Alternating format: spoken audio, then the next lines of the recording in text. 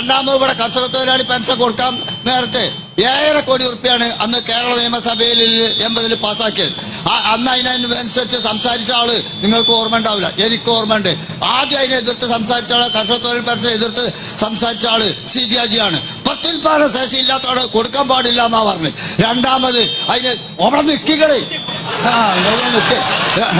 നിങ്ങൾ ആരാ നമുക്കറിയാം, അവിടെ നിൽക്കേ. രണ്ടാമത് അതിനെ CJജിനെ പിന്താക്കി സംസാരിച്ചത് കരുണാകരന. കൊടുക്കാൻ പാടില്ല, രാഷ്ട്ര കേരളം കടത്തൽ കൊടുക്കും എന്ന് പ്രസംഗിച്ച ആള് കരുണാകരനാ. എന്നിട്ട് നിങ്ങൾ കൊടുത്തു. ഈ പൊള്ള് ചാനലിൽ ആണെങ്കിൽ ഈ പൊള്ള് പറയുന്നത് ഒരു പരിധി വേണം. ഈ കർഷകർ